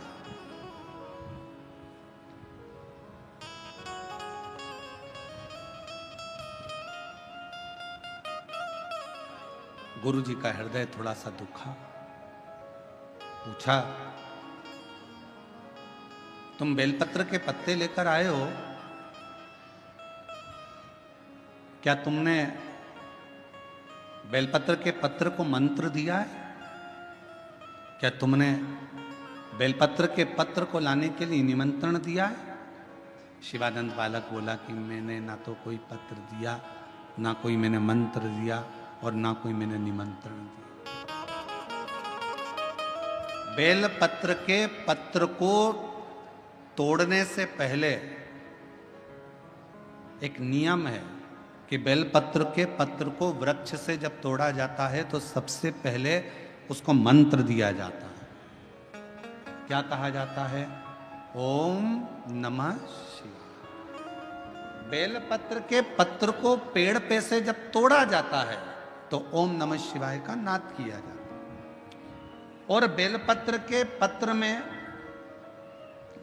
इसमें तो वो नहीं है गूठी, बेलपत्र का जब पत्ता टूटता है तो यहाँ एक गूठी आ जाती है।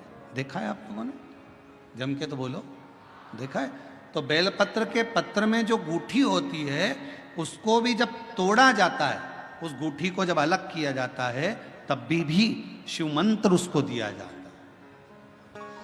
ओम नमः शिवाय, ओम नमः शिवाय, ओम नमः शिवाय। वृक्ष पे से पत्ते को तोड़ा तो मंत्र दिया, गूठी को तोड़ा तो मंत्र दिया, और बेलपत्र के पत्ते को जब तोड़ा जाता है, मंत्र पत्ते को तोड़ने से पहले मंत्र प्रदान किया जाता है, और जब तोड़ा जाता है तो कहा जाता है, हे माँ पार्वती, हे माँ गोरा, चलो तुम्हें शिवजी ने बुलाया है मेरे कल्याण के लिए। माँ, आपको शंकर जी ने याद किया है, मेरे ऊपर बहुत दुख है माँ, कल्याण करिए, चलिए मेरे दुख को समाप्त करिए, निमंत्रण दो।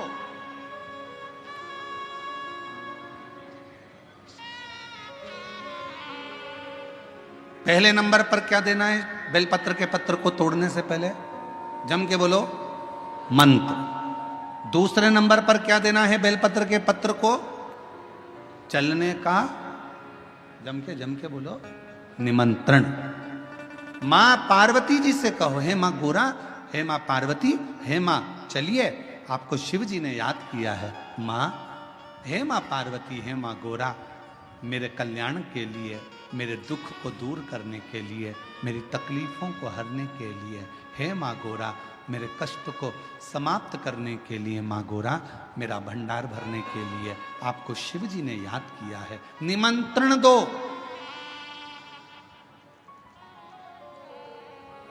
लेकर आए, फिर गूठी तोड़ी, फिर मंत्र दिया, ओम नमः शिवाय,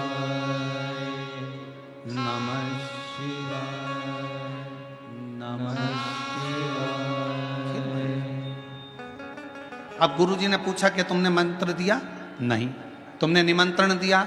नहीं। तो फिर तुम्हें क्या हक है कि बेलपत्र का पत्र तोड़ो? शिव महापुराण की कथा तो कितनी बड़ी बात कहती है, बेल पत्र के पत्र को सीधे पेड़ में से तोड़ कर लेकर आना चाहिए। बेल पत्र की डंडी, कई माताओं की, कई भाइयों की आदत थी, बड़ी सी डंडी होती है, उसको वहां से काट लिया, तोड़ लिया, पूरी की पूरी डंडी तोड़ कर लिया है, फिर घर पर आकर उसमें से पत्तियां तोड़ ली, जो डंडी थी उसको पटक दिया। ना ना ना, ये गलत, ये गलत। वृक्ष से पत्तों को निमंत्रण देकर फिर तोड़ा जाता है, और फिर लेकर आकर डूठी तोड़ते समय भी शिव मंत्र को दिया जाता है। कुछ नियम है बेलपत्र के भी, उसको धारण करना चाहिए। कुछ जैसे डॉक्टर की गोली खाने के भी नियम होते हैं। डॉक्टर साहब लिखते हैं कि सुबह ये गोली लेना, शाम को ये लेना, ये भोजन के पहले लेना, ये भोजन के बाद लेना, और सुनो इसको गर्म दूध से ले लेना, इसको पानी से ले लेना। अब मालूम पड़े तुमने सोचा कि मैं एक काम करती हूँ, कहाँ मेरा टाइम बर्बाद करूँगी, सुबह लो, शाम को लो, दोपहर में लो, तो तुमने सारी गोली एक साथ खा गई। और फिर डॉक्टर के पास गई, डॉक्टर साहब मेरे को तो आराम ही नहीं लग रहा, मैंने 3 बार 15 दिन से गोली खा रही हूँ, 10 दिन से गोली खा रही हूँ। डॉक्टर साहब ने पूछा गोली खा रही हो तो क्या तुमने नियम धारण करा? हाँ। क्या क्या नियम धारण करा? सुबह की गोली सुबह खाई, भूखे पेट की भूखे पेट खाई, भोजन के बाद की भोजन के बाद खाई? नहीं नहीं नहीं, मेरे पास समय नहीं रहता, इसलिए सारी की सारी एक साथ खा गई। डॉक्टर ने कहा इसीलिए तो दवाई असर नहीं कर रही है। दवाई खाने का भी तरीका होता है। आवाज सेट नहीं है भाई। दवाई खाने का भी तरीका होता है। दवाई को खाने का भी एक तरीका है। उस दवाई को खाओगे, आनंद पाओगे, स्वस्थ हो जाओगे, रोग मुक्त हो जाएगा। तो दवाई के खाने का भी तरीका है। उसी तरह गुरु कह रहे हैं, संत ने कहा कि तुमने गलती करी, तुमने करी।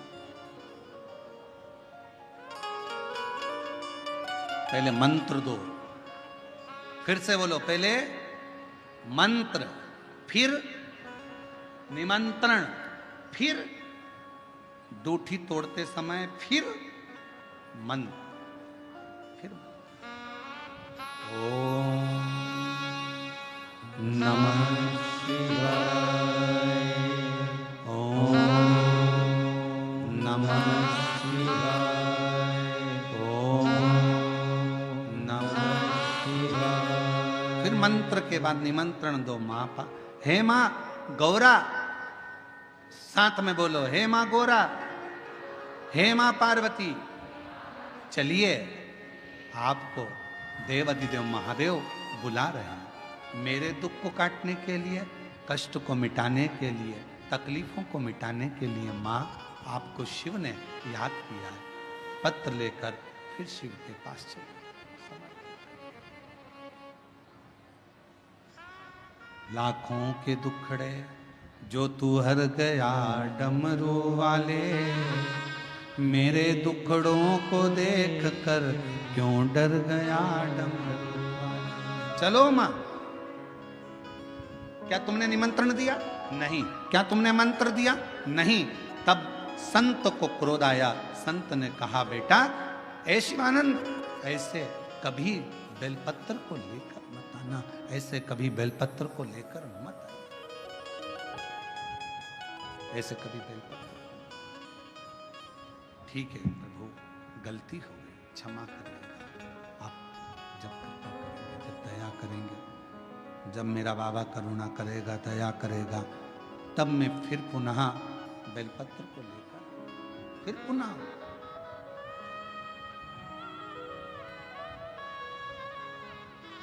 अब शिवानंद जैसे संत ने बताया था वैसे की वैसे ही कहने लगे। अब उसका फल संत को नहीं मिल रहा, उसका फल शिवानंद को मिलेगा। समय आया, 2 महीना चतुर्मास के निकल गए और 2 महीना निकलने के बाद आज संत बैठे थे, तप की मुद्रा में शिव की आराधना कर रहे थे। आंखों से नीर बह रहा था संत के नीर अश्रु।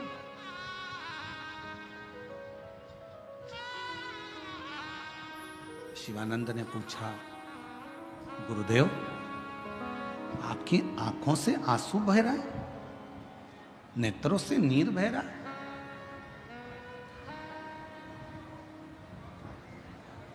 मेरे भाई,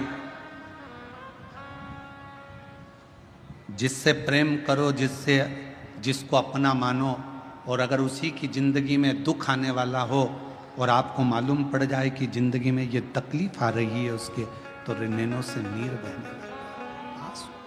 एक पत्र है, अच्छा है।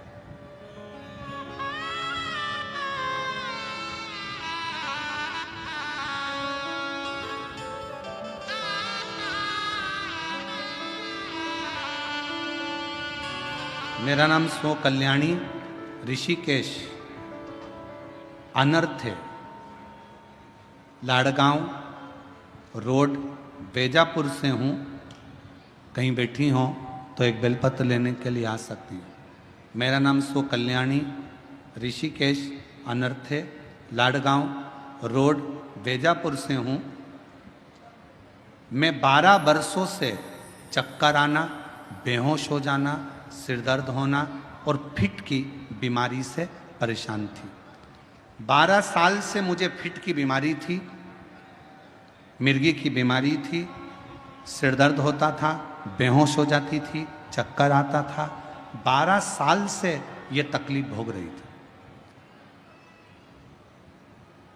3 बार सीटी स्कैन करवाया, लेकिन उसमें भी कुछ हल निकल कर नहीं आया।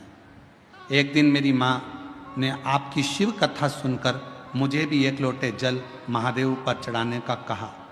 अब मैं 2 साल से बाबा को जल चढ़ा रही हूँ, 2 साल से शिवजी पे चढ़ी हुई बेलपत्र खा रही हूँ, बाबा की पंडाल में कथा सुनती हूँ, और आज बाबा की कृपा से 2 साल में मुझे एक भी फिट का दौरा नहीं आया और मैं पूर्ण तरह से ठीक हूँ। मेरी सारी दवाइयाँ बंद हो गई।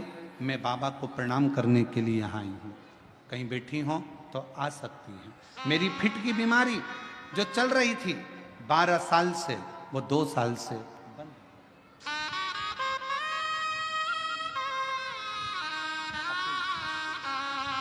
हमारे बीच में माननीय राज्य मंत्री श्री अब्दुल सत्तार जी साहब पधारे हैं। मैं एक बार जोरदार ताली बजाकर उनका स्वागत वंदन साधुता, जो इस पवित्र शिव महापुराण की कथा में आपका आगमन हुआ। श्री अब्दुल सत्तार जी साहब, जोरदार ताली बजाकर स्वागत।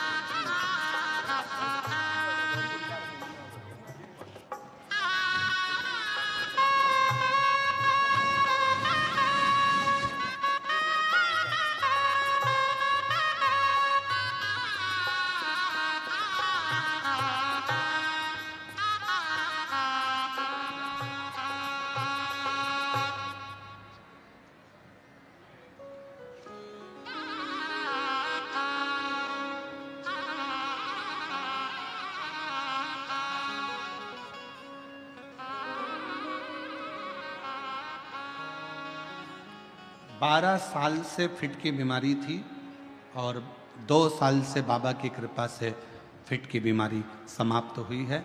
गोली दवाई सब बंद। एक पत्र और बड़ा सुंदर है।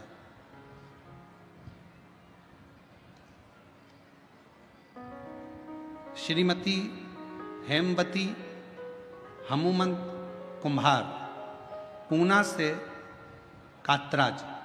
मेरा मोबाइल नंबर ये है, आप लोग मेरा मोबाइल नंबर ये, श्रीमती हेमावती हमूमत कुम्हार, पूना से कातराज, मेरा मोबाइल नंबर ये है। कहीं बैठी हो तो आ सकती हैं। मैं बेजापुर छत्रपति संभाजी नगर में आई हूँ।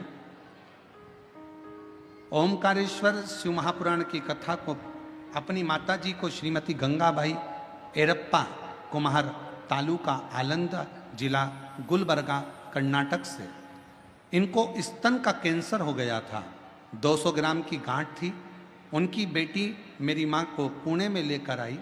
रूबी हॉस्पिटल में बताया तो डॉक्टर ने बताया कि ऑपरेशन करना पड़ेगा। बाद में ऑपरेशन करने का बोल दिया। तब हमारे मन में आया कैसे कराएं। मैंने आपका शिव महापुराण कथा सुनना प्रारंभ करा। एक लोटा जल लेकर आती, बेलपत्र चढ़ा हुआ किया। तब मेरी माँ का स्तन का 200 ग्राम गांठ कम हो गया। 3 महीने लगातार शिवजी की सेवा किया। 3 महीने के अंदर डॉक्टर को बताया तो गठान पूरी गल चुकी थी। ऑपरेशन के लिए डॉक्टर ने मना कर दिया और कैंसर की रिपोर्ट भी नील आई है। मैं बेजापुर की बेलपत्र शिव महापुराण कथा सुनने के लिए आई हूँ और मेरे बाबा को नमन करने के लिए आई हूँ। कहीं बैठी हो तो आकर एक बेलपत्र ले सकती हैं। शिव तत्व किसको कहते हैं? पत्र बहुत सारे हैं, हम सारे पत्र तो पढ़ते नहीं, फिर भी जो पत्र हाथ में आ जाता है उसका स्मरण कर लेते। और शंभु शरण पड़ी मागो घड़ी रे घड़ी, दुख काटो दया करी दर्शन आपो। शंभु शरण पड़ी मागो घड़ी रे घड़ी, दुख काटो दया करी दर्शन आपो। शिव कथा कर रही है, भगवान शंकर का चरित्र कर रहा है, शिव महापुराण की कथा कर रही है। 2 महीने पूर्ण निकले। 2 गुरु की आंख से आंसू बह, नेत्रों से जल।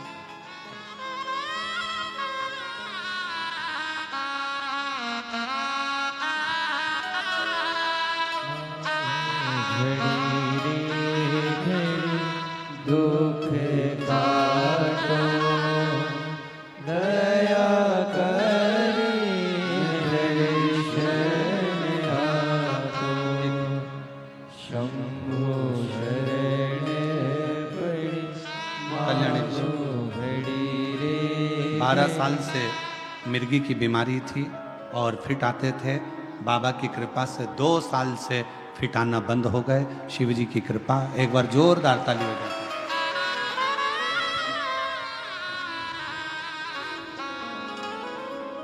और तेरी कृपा का क्या है भरोसा, कब किस पर हो जाए, जरा सी हम पर कर दो, जरा सी हम पर कर दो।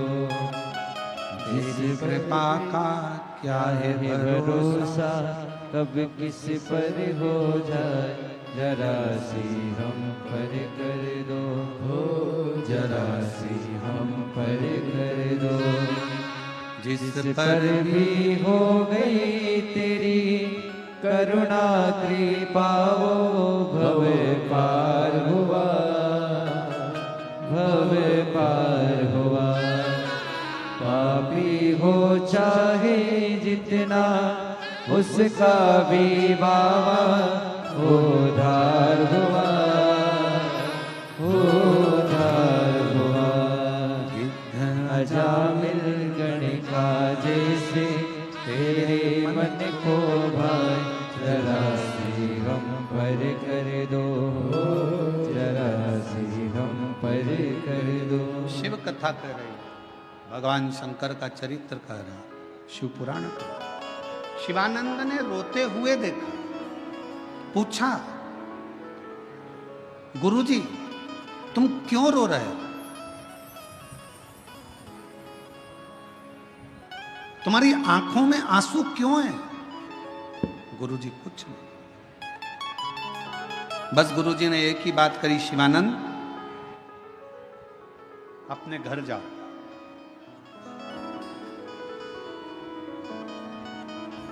8-10 दिन जरा घर पर रहकर फिर आओ, जाओ। शिवानंद ने कहा, गुरुजी घर? हाँ, आप मुझे घर क्यों भेज रहे हो? गुरुजी ने कहा, मेरा मन है कि तुम थोड़ा सा 8-10 दिन, अब 2 महीना रहते रहते हो गए, 8-10 दिन तुम अपने घर पर होकर आओ, फिर वापिस आ जाना। जाओ जरा 8-10 दिन के लिए तुम अपने घर पहुंचो, जाओ। शिवानंद ने प्रणाम किया, नमन किया, दंडवत किया, और प्रणाम कर कर, नमन कर कर, दंडवत कर कर शिवानंद चल दिया। घर पर पहुंचा। यहां संत के साथ में एक गुरुजी के साथ में एक चेला रहता था। थोड़ा सावधानी से सुनना, बेलपत्र शिव पुराण की कथा है। एक बेलपत्र कितना कमाल करता है, वो कथा ये शिव महापुराण की आप और हम श्रवण करें। गुरुजी के साथ में एक चेला रहता था। उस शिष्य ने पूछा, गुरुजी इतना अच्छा शिष्य था शिवानंद, सेवा कर रहा था, गौ माता को संभाल रहा था, सारा काम करता था, झाड़ू भी लगाता था, पोछा भी लगाता था, भोजन भी बनाता था, भोजन भी कराता था, और आपने उसको घर भेज दिया, क्यों? गुरुजी ने कहा कि कल मैं स्नान करने के लिए गया था, और जब मैं गंगा का स्नान कर रहा था, स्नान करते समय मुझे देवर्षि नारद और यमराज दोनों के दर्शन हुए। देवर्षि नारद का भी दर्शन हुआ, यमराज का भी दर्शन। यमराज ने देवर्षि नारद से कहा कि नारद, ये जो बालक है शिवानंद, ये 5वें दिन मर जाए, इसके प्राण छूट जाए। नारद जी ने कहा, ये 5वें दिन मर जाएगा? हाँ। नारद जी और यमराज की बातों को मैंने सुन लिया। मेरे मन में आया, शिवानंद इतने दिनों से हमारे पास में रह रहा है, अब एक बार जरा घर चले जाए, घर पर जाएगा, थोड़ा सा परिवार से मिलेगा, और परिवार के साथ रहेगा, और प्राण भी छूट गए तो परिवार वालों को ग्लानि तो नहीं होगी, कम से कम इसको जाने दो। मैंने भेज दिया। धीरे धीरे करते दिन निकलते चले गए। 5वां दिन था जिस दिन शिवानंद के प्राण जाना था, और उसी दिन मां ने शिवानंद को बेलपत्र लेने के लिए भेज दिया। अब मां को क्या मालूम कि प्राण छूटने वाले हैं इसके।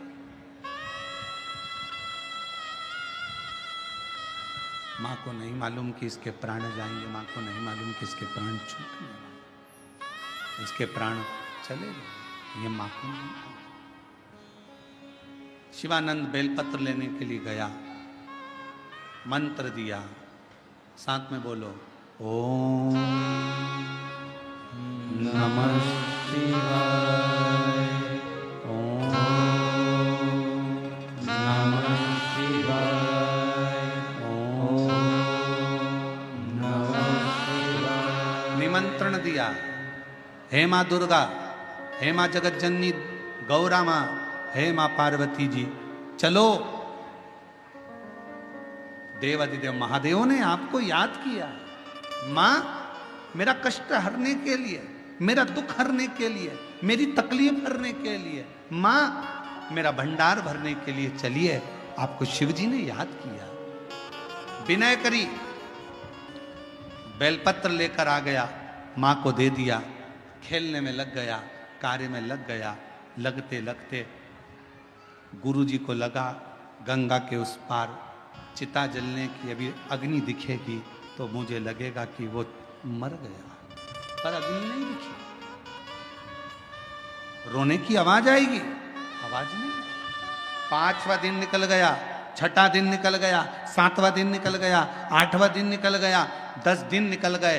10 दिन पूरे होते से 11वें दिन वो शिष्य, वो शिवानंद वापिस आया, गुरुजी को प्रणाम करा।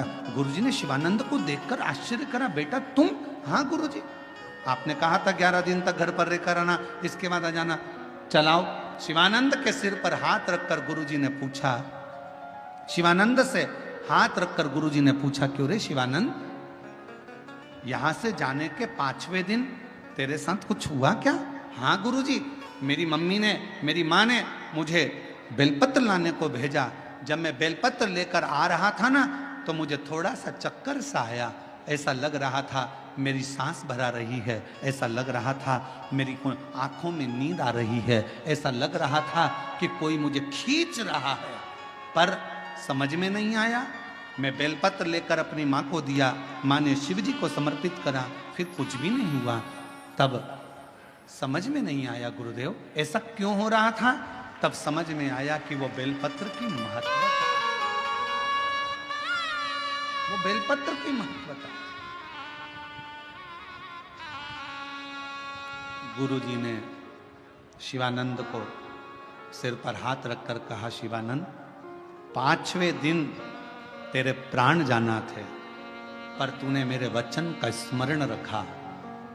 तेरे गुरु ने जो वचन कह दिया था कि बेलपत्र लाते समय उसको मंत्र दो, बेलपत्र को लेते आते समय निमंत्रण दो कि मेरे दुख को हरने के लिए, मेरे कष्ट को हरने के लिए तुम्हें शिवजी ने बुलाया है। माँ चलो, गोरा माँ है पार्वती, चलो निमंत्रण दो।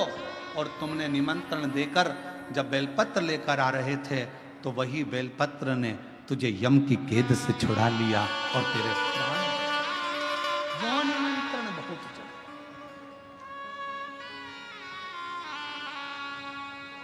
शिवानंद, आज तुमने सही समय पर उस बेलपत्र को निमंत्रण दिया, और जितनी मेरी जीजियां कथा को सुन रही हैं, जितने मेरे जीजा शिव महापुराण की कथा को श्रवण कर रहे हैं, उनसे एक निवेदन करें। जब आप सावन के महीने में बेलपत्र का पौधा लगाओ तो ये विनय कर कर लगाना, है माँ, हे मेरे ओघड़दानी, आप यहाँ पर विराजमान हो, सबका कल्याण करना, जिसके भी दुख हो, तकलीफ हो, सबको मिटा देना, सब।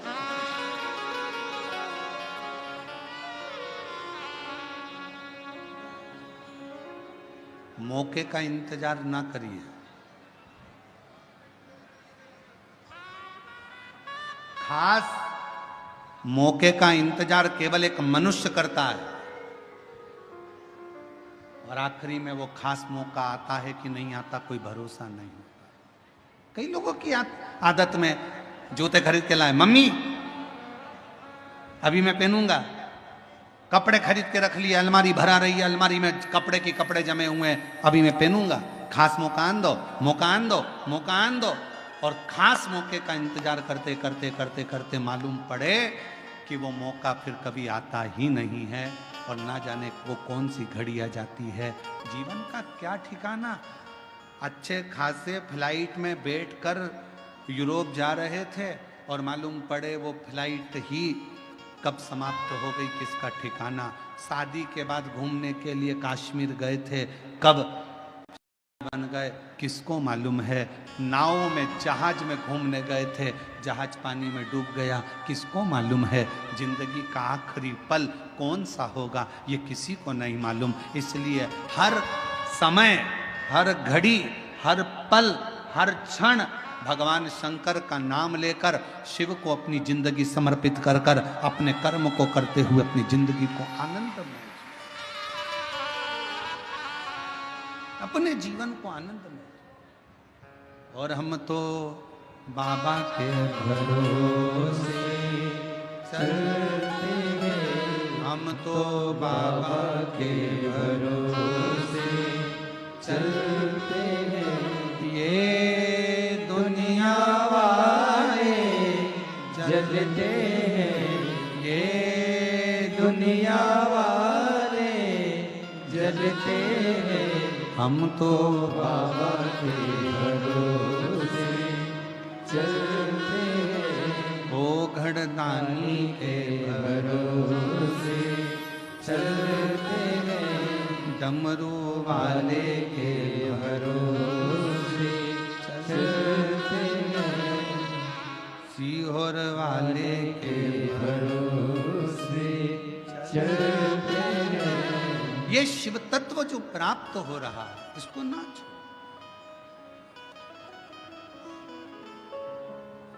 इंसान की एक खूबी बड़ी विचित्र है। प्रत्येक मनुष्य की एक खूबी बड़ी विचित्र है, बहुत विचित्र। बड़ा होता है, बचपन भूल जाता है। शादी होती है, मम्मी पापा को भूल जाता है।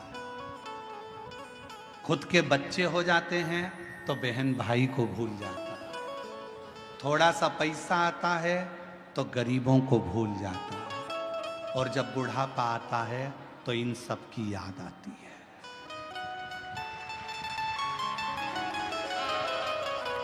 जब बुढ़ापा आएगा, बचपन भी याद आएगा। अपने घर के बच्चों को बताओ कि हमारा बचपन ऐसा था, हमारे बचपन में ऐसा हुआ था। बुढ़ापा आएगा, बचपन भी याद आएगा। बुढ़ापा आएगा, माता पिता भी याद आएंगे। बुढ़ापा आएगा, मित्र भी याद आएंगे। बुढ़ापा आएगा, गरीब दोस्त भी याद आएंगे। समय बुढ़ापा आएगा तो अपने बहन भाई भी याद आएंगे। ये मनुष्य की बड़ी विचित्र लीला, बड़ी विचित्र।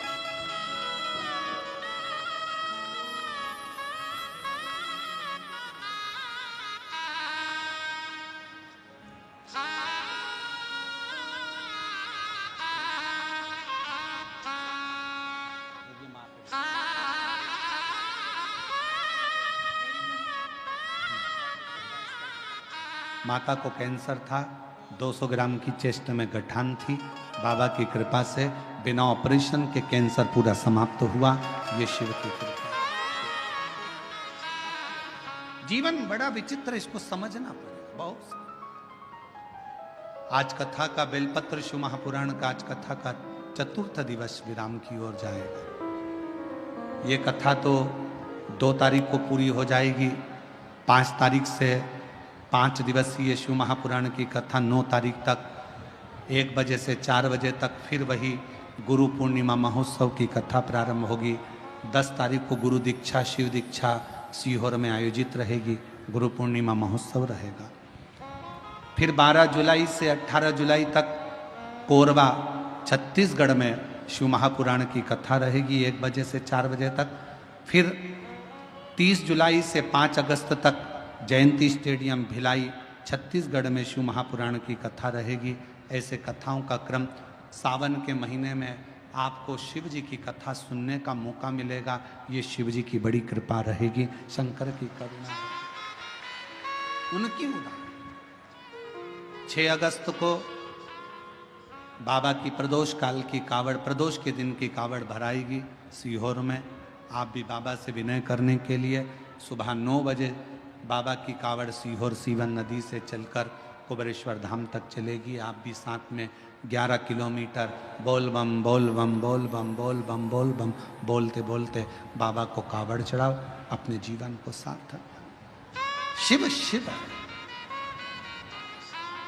एक बेलपत्र मानव के जीवन में केवल बेलपत्र का मात्र स्पर्श ही हमारे जीवन में सुख प्रदान कर देता है। इसी बेलपत्र की महत्वता ये 7 दिवसीय शिव महापुराण बेलपत्र शिव पुराण बेजापुर में अपन श्रवण कर। भगवान श्री गणेश जी महाराज का प्रागट्य होता है। शिव पार्वती जी पधार रहे हैं। जोरदार ताली बजाकर स्वागत करें उनका। बाबा देवादिदेव महादेव की पवित्रानंदमय लीला सुंदर भाव से। आज कथा का 4th दिवस यहाँ विराम होगा। कल कथा का 5म दिवस की ओर आगे बढ़ेंगे। हर हर महादेव।